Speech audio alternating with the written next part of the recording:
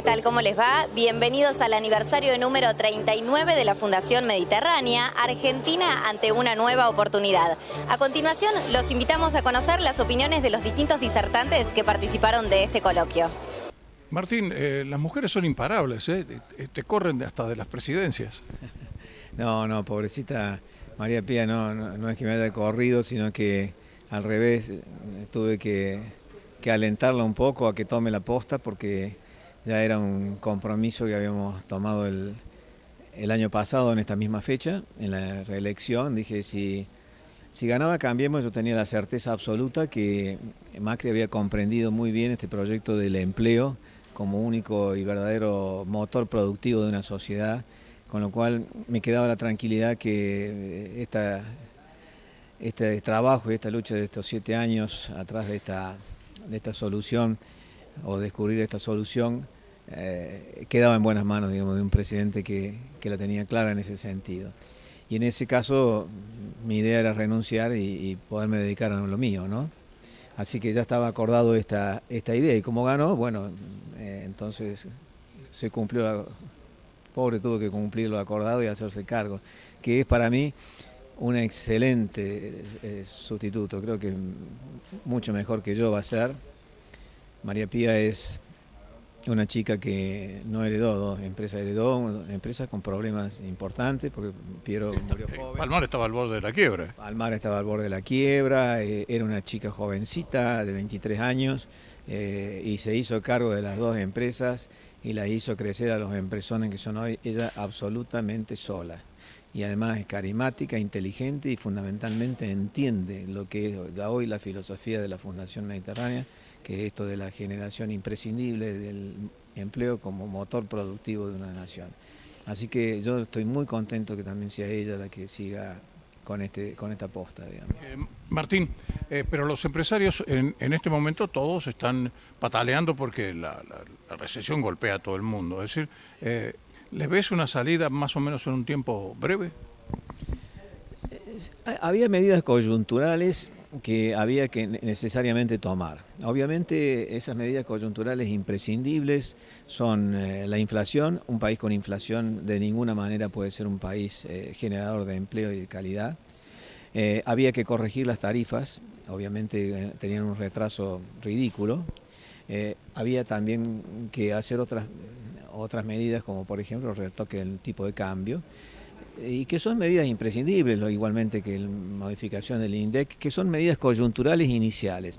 En esas medidas coyunturales iniciales puede haber tropiezos, porque bueno, las circunstancias políticas o algunos errores pueden hacer que no sean las más acertadas en su momento, pero la tranquilidad es que realmente se tenga muy en claro a dónde se quiere ir.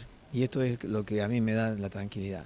Es decir, que si estas cosas, en alguna de ellas, no han sido lo exitosas circunstancialmente de lo que podrían haber sido, yo lo veo como un pequeño tropiezo en un camino que para mí va muy bien, porque no es solamente el gobierno de Cambiemos, sino que Cambiemos ha logrado que también cambien la clase política argentina, y lo veo también en los dirigentes incluso tradicionales que tienen otra actitud política.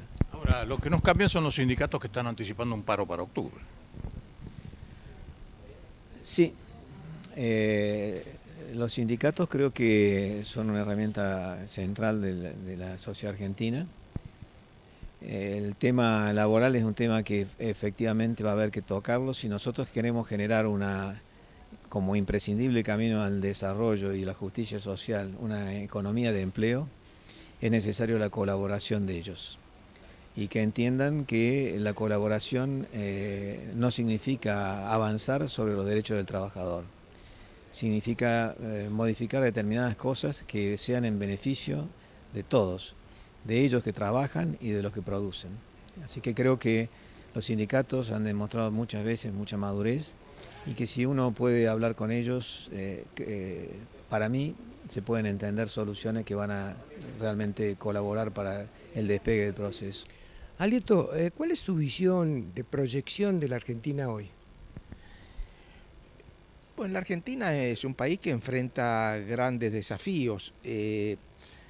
la pregunta que tenemos que contestar es cómo logramos un proceso de acumulación de capital propio del siglo XXI capaz de generar empleo en todos los niveles socioeconómicos.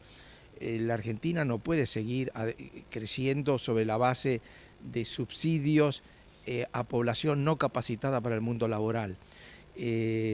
Hoy se han dado varias cifras acá en la reunión, a mi juicio bastante interesantes, que muestran que la Argentina tiene un serio problema de generación de empleo, porque tiene un serio problema de inversión de capital no especulativo, no monopólico, no corrupto, y esto está vinculado a la deficiencia del sistema educativo. En el siglo XXI, si nosotros queremos tener una sociedad próspera desde el punto de vista económico, pero equitativa, con igualdad de oportunidades, tenemos que prestarle mucha más atención al sistema educativo. Porque, vuelvo a repetirle, hay un estudio del Banco Mundial que demuestra que el capital humano, o sea, lo que está en la cabeza de los hombres, monetariamente hablando, significa 4 veces más que todos los bienes materiales del mundo, que los ferrocarriles, que los oleoductos, que los aviones, que las plantas petroquímicas, los campos de petróleo. Es el siglo de la ciencia y la tecnología, y nosotros esa batalla la estamos perdiendo. Así que esperemos que podamos recuperar el territorio perdido. La Argentina ganó por goleada el siglo XIX con la escuela primaria, con la ley 1420. Perdió 2-1 en el siglo XX con la secundaria, y vamos perdiendo 4-0 el siglo XXI con una universidad muy atrasada. La pregunta es entonces, ¿a usted le parece correcto? Porque usted sabe que muchas provincias argentinas se han convertido desde hace mucho tiempo en feudos, manejadas por un gobernador feudalista, y lógicamente los dos ejes para mantenerse son la pobreza y la ignorancia. ¿Cuánto le puede interesar a ese gobernador feudalista de que se haga una revolución educativa en su provincia y que después ya no lo voten o lo cuestionen mucho más? Muy buena la pregunta. El feudalismo en las provincias argentinas ha hecho que la tendencia natural de los gobiernos provinciales es su familia refugiarla en escuelas privadas y abandonar a la escuela pública, donde van los pobres. Si usted mira todos los indicadores de la República Argentina, el nivel de graduación en las escuelas públicas es bajísimo, la deserción es altísima. La clase política se fue de la escuela pública, la clase política se fue a la escuela privada, y entonces trata de más o menos manejar. Lo que usted dice es cierto, pero la caja la maneja el gobierno central de la República Argentina. Nosotros necesitamos un tipo de manejo de caja que estimule a los gobiernos provinciales a hacer 2 cosas: ampliar la cobertura con sentido social y mejorar la calidad educativa. Entonces, premiar a aquellas provincias que aumentan la cobertura, que avanzan por el sendero de la jornada extendida, que son capaces de mejorar el nivel de educación en la zona más humilde, porque el problema social argentino es la reproducción intergeneracional de la pobreza. Seguramente usted y yo estaremos de acuerdo que una persona educada tiene que tener más ingresos que una persona no educada. Ahora, usted y yo no estamos de acuerdo que la familia de los no educados tengan hijos que no tengan derecho a tener la educación plena. Entonces, eso hay que quebrar la reproducción intergeneracional de la pobreza. Es la madre de toda la batalla de la justicia social del siglo XXI. Es la igualdad de oportunidades. Le cambio de tema, Lieto. ¿Fue una ingenuidad el tarifazo energético? La verdad que no estoy en condiciones de juzgarlo. Partíamos de un nivel de retroceso energético muy, muy grande. Probablemente hubo interpretaciones no correctas de las leyes, o quién sabe, pudieron haber sido correctas, pero digamos no generosas. El caso de las audiencias públicas. Si usted habla con los abogados, como siempre, la mitad de la biblioteca a favor de la iglesia pública, la otra mitad en contra. Pero el sentido común le dice que la audiencia pública ya es un requisito democrático, obliga al poder público a explicar, a razonar, a escuchar crítica. No son vinculantes, o sea que se pudieron haber hecho. Probablemente el esquema inicial era demasiado brusco, y me da la impresión que en el caso concreto del gas, que es el que más conozco en detalle, vamos a un régimen mucho más sensato, con un gradualismo que va a acercar la cobertura total de costos para el próximo gobierno. O sea, y esto es una buena herencia para el próximo gobierno, dejarle al próximo gobierno que viene cuando el 2019, un sector saneado de este punto de vista, y con subsidios focalizados. La Argentina necesita subsidios energéticos, pero focalizados a la gente pobre. La gente rica no necesita subsidios. Y el régimen anterior subsidiaba a los ricos más que a los pobres. Por eso yo decía en broma que los había inventado Hood Robin, no Robin Hood. Gracias, Alieto. Por un lado, porque los empresarios se quejan por la recesión. Y por el otro lado, que pareciera que toda esta política del gobierno, muchos la sienten en el bolsillo y en consecuencia se unen la CGT, las corrientes combativas, las organizaciones sociales, todos y anticipan un paro, que es lo peor que le puede suceder a un país que está tratando de recuperarse, hacer un paro. Bueno, otra vez, yo creo que en la medida que empiece, por empezar, con la baja de la tasa de inflación, que va a ser evidente, más allá de que seguramente no va a ser este número de agosto, porque este número de agosto resta tarifas, etcétera, y con la recuperación leve que va a empezar a tener la economía, los argumentos que hoy tienen los empresarios por un lado y los sindicalistas por el otro para protestar se van a ir diluyendo. Pero bueno, la verdad es que para la transición que ha tenido que hacer la economía argentina, insisto, de evitar Venezuela, los costos han sido bastante razonables, digamos. Bueno, ¿qué vislumbrás? Porque yo creo que hubo errores por parte del gobierno en decir el segundo semestre despegamos, es decir, está ya empezadito el segundo semestre, comienzan a venir las primeras insinuaciones, efectivamente es así, pero lo que la mayoría de los economistas coinciden es que teníamos que esperar el primer semestre del 2017. ¿Qué pensás? Bueno, sí, la mayoría coinciden que el año que viene vamos a crecer entre 3 y 5%, dependiendo de quién es el que hace la cuenta.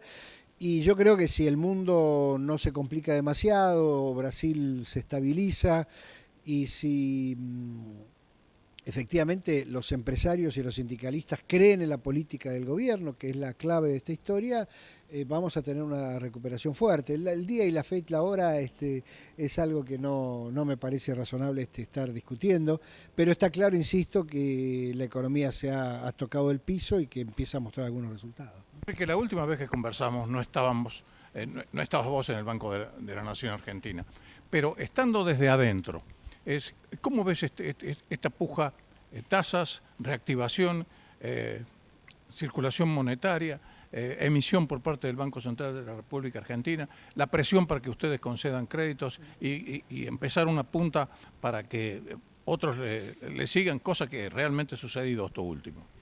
Bueno, primero pongámonos en contexto. Entre 1945 y 2015, o sea, los últimos 70 años, la inflación acumulada de la Argentina es 6.5 seguido de 16,0%. Su número no se puede decir ni en televisión ni en radio, hay que dibujarlo y tampoco se entiende.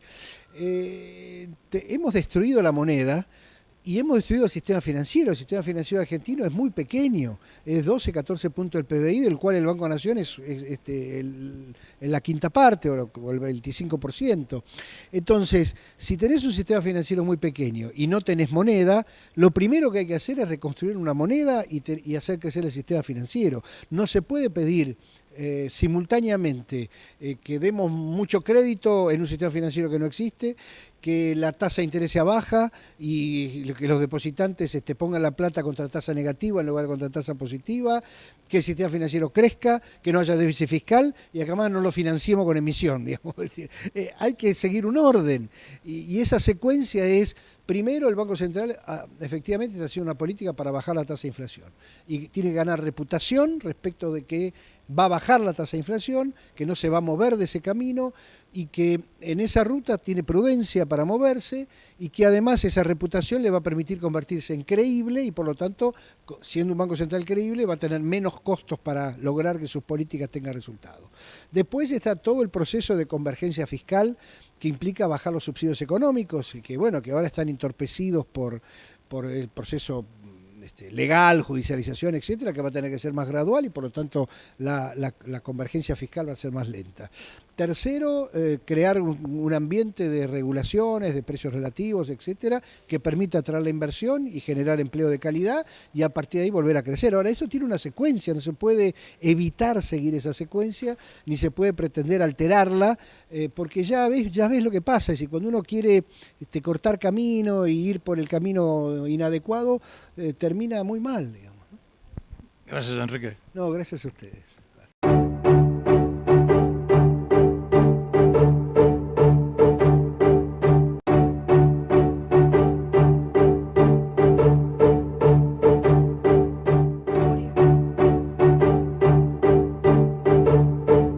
Continuamos en este segundo bloque del aniversario de la Fundación Mediterránea y a continuación te invitamos a seguir repasando las entrevistas de los principales referentes de este sector. Bueno, Alfredo, sos un periodista de experiencia, con un ojo de halcón para ver las cosas. Me gustaría que vos me digas cuál es tu visión en este momento de la Argentina, de todo lo que vos ves de Argentina. Bueno, yo creo que estamos en un momento de transición, en un momento muy especial, muy inquietante y que hay que estar muy atentos. ¿Por qué? Porque el gobierno de Cambiemos ha generado una cantidad de avances importantes, de hecho ha conseguido salir del cepo sin problemas, ha resuelto el tema de los fondos buitres, hemos vuelto al mundo, nos hemos alejado de Venezuela y de Irán y nos hemos acercado a los países más importantes del mundo.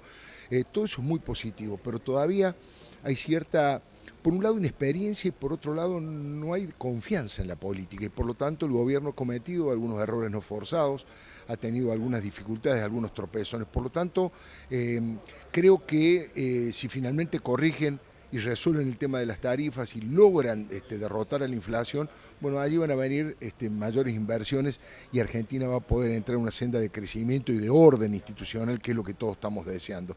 Más allá de la camiseta partidaria que cada uno tenga, yo lo que quiero es que le vaya bien a la Argentina, que nos institucionalicemos de verdad, que la democracia tenga alternancia, que haya un peronismo republicano, que haya un espacio como Cambiemos, en donde se vaya consolidando, que haya una tercera opción política si hace falta. En este momento estamos en el medio del río. Se han superado una serie de dificultades, pero todavía hay mucho que trabajar, hay mucho que nadar para llegar a la otra orilla. Bueno, y creo que la sociedad y todos los argentinos tenemos que estar muy atentos y apoyar las cosas buenas, criticar lo malo, pero estar atentos a un sector muy pequeño de la sociedad. Yo lo llamo el kirchnerismo más dogmático y más extremo sin votos. Son los que se cuelgan de la pollera de Cristina y que quieren que le vaya mal a la Argentina, quieren que se caiga, quieren que de la Rúa, que Macri sea como de la Rúa y se vaya con el helicóptero. ¿Por qué? Porque tienen miedo que Cristina Fernández de Kirchner vaya presa. Entonces, la única posibilidad de que Cristina no vaya presa es que a Macri le vaya bien y le estalle el gobierno en las manos, ¿no? Ahí metiste el dedo en la llaga, porque en realidad el otro día con el comunicado que hizo Miles, diciendo que a toda protesta ellos le quieren, si están de acuerdo, sumar, le pueden sumar militantes, colectivos, viáticos y viandas, la primera pregunta que vos te haces es decir, ¿de dónde van a sacar el dinero? Porque son miles en todo el país. Y la pregunta es, ¿eso no vendrá de la ruta del dinero acá?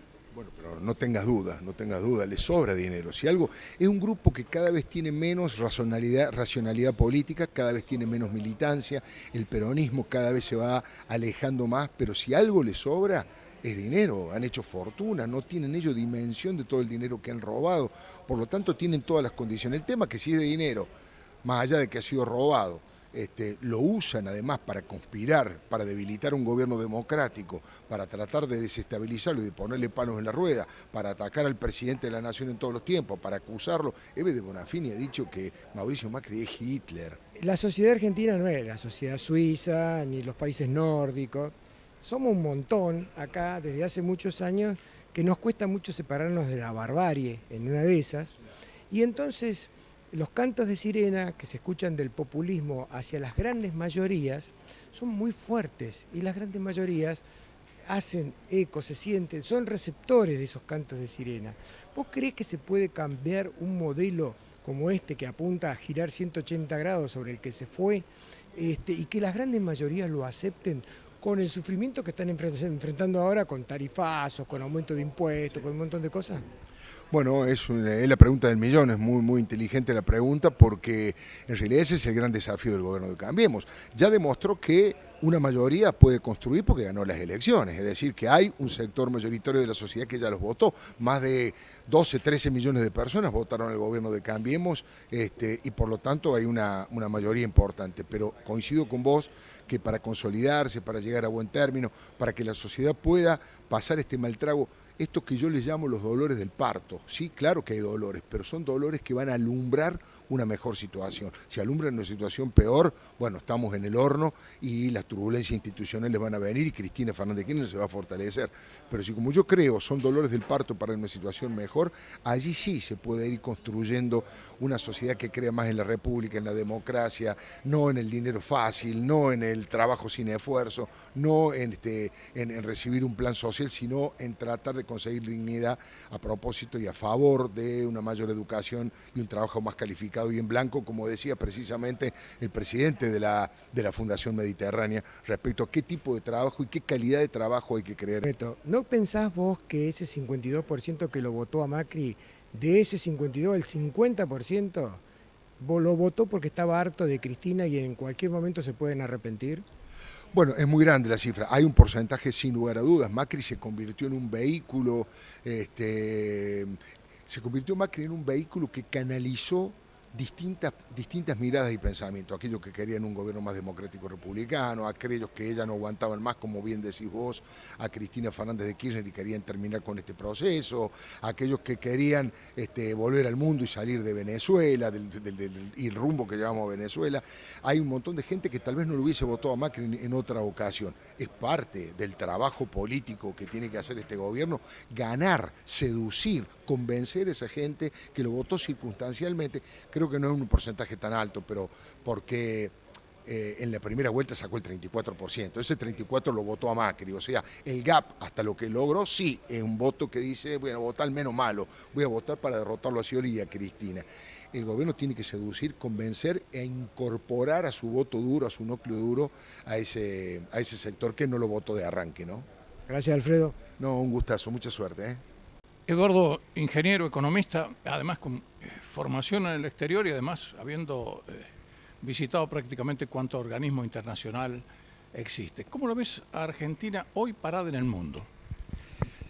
Argentina hoy me da la sensación que es un enigma para mucha gente. Claramente el cambio de gobierno y las nuevas políticas generaron muchísimas expectativas, pero las expectativas solo no mueven las economías. Entonces me da la sensación de que están todos viendo a ver cómo sucede, qué es lo que sucede, cómo sigue, con mucho interés y entusiasmo de que esto salga bien, pero en algunos casos, sobre todo los grandes inversores en la economía real, un poco expectantes para ver si este nuevo cambio, nuevo intento fructifica.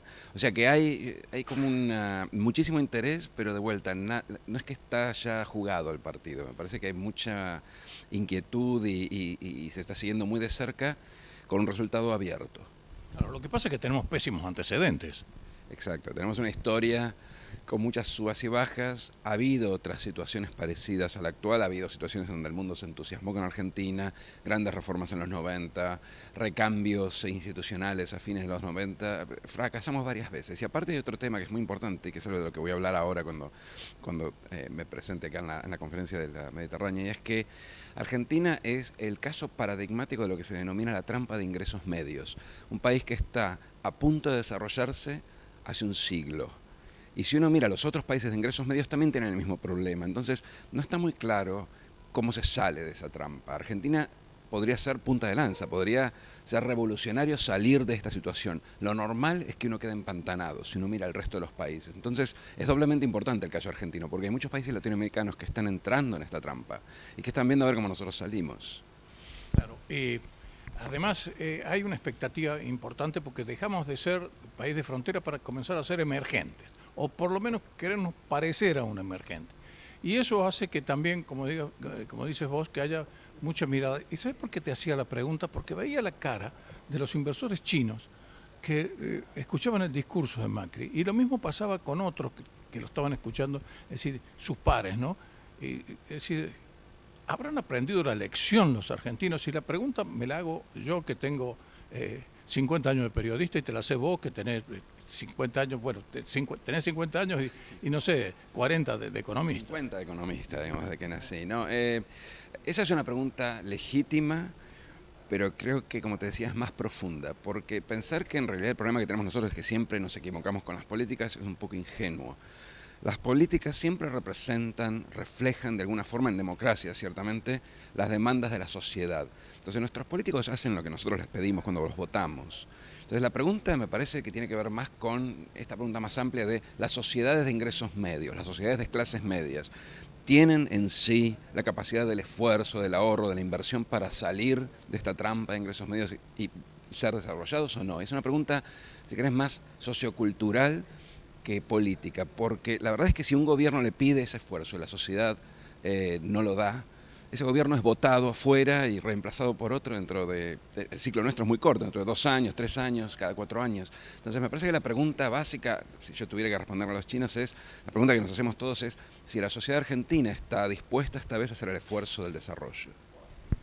Esto es así, y al propio tiempo, como vos decís, es una cuestión de sociología también, porque venimos acostumbrados, sobre todo en el último tiempo, a una sociedad absolutamente subsidiada, hasta los ricos subsidiados. Ese es el tema. Entonces, a ver si estamos dispuestos realmente a hacer el esfuerzo y salir de esta chatura de la cual venimos hace 75 años. Sí, yo creo que hay mucha gente que estaba en la oposición, que se quejaba del anterior gobierno, que votó a Cambiemos o a alguna de las opciones de la oposición y con la victoria de Cambiemos se da por satisfecha. Creo que no entiende que eso es apenas el inicio de un proceso y que tiene que invertir mucho más. Ese cambio cultural todavía no se dio en Argentina, es algo que el gobierno está tratando de impulsar, es muy difícil, es crucial para salir de esta trampa de ingresos medios, todavía no se dio. Y lo que vos mencionás de los empresarios que siguen en busca del negocio protegido o la clase media que se resiste a que le suban el precio de la luz, la tarifa de la luz, son solo signos de una cosa mucho más amplia, mucho más general, que de vuelta se ve en otros países, no es solo en nuestro país, pero que es lo que nos está trabando para dar el salto que hace 100 años que estamos queriendo dar. Entonces, por eso te decía, resultado abierto. Ahora, yo más que ponerle la responsabilidad o la carga en el gobierno, trataría de bajarlo un poco y distribuirla entre la sociedad, porque los gobiernos los elegimos todos en democracia. Bueno, la Universidad Católica ha dado números medios espeluznantes en cuanto a pobreza, hablando del 40% y todo eso, pero el tema de desempleo también me parece a mí, es preocupante, y como es tu fuerte, me gustaría saber qué visión tenés vos de todo eso. Bueno, la verdad que así como el tema de la pobreza es una de las herencias más complicadas que, bueno, se hereda con vistas a lo que podría ser un cambio ahora, en el tema del mercado de trabajo, la peor herencia no es tanto el desempleo, sino la inactividad laboral. Lo que uno está observando es los hogares más humildes, lo que tienen es gente adulta que por alguno u otro motivo no sale a buscar trabajo, posiblemente porque no lo va a encontrar. Y esa falta de participación en el mercado de trabajo es lo que luego se traduce en sus bajos ingresos y la alta dependencia que tiene de los planes sociales. El problema de la inactividad laboral es más complicado que el del desempleo, porque en el desempleo por lo menos es una persona que sale a buscar y tiene intención de encontrar algo, entonces en definitiva es como ayudarlo a encontrar. Cuando una persona está tan desalentada y considera de que no va a poder encontrar trabajo y ni siquiera lo busca, ya hay que hablar de activación laboral, y unas políticas de activación ya son cosas más complejas, es un doble desafío, convencer a alguien que debe salir o puede salir a buscar y además ayudarlo a encontrar. Ahora, los especialistas dicen que los cambios del siglo XXI son muy importantes, por ejemplo, que en los próximos 50 años, quien hoy tiene 15 o 17 años, va a cambiar 4 o 5 veces de profesión, porque hay una dinámica distinta a la que tuvimos en el siglo XX. Por lo tanto, en el tema desempleo aparecen rubros en los que el hombre ha sido prácticamente reemplazado por una máquina.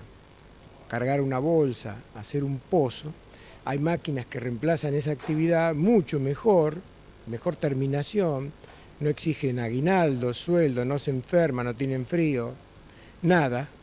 Pero además, fíjate en el tema de la construcción, por ejemplo, allí el otro día apareció una fábrica china capaz de construir casas a $500 el metro cuadrado y prácticamente el hombre ni la toca, parece una matricería de automóviles como van fabricando.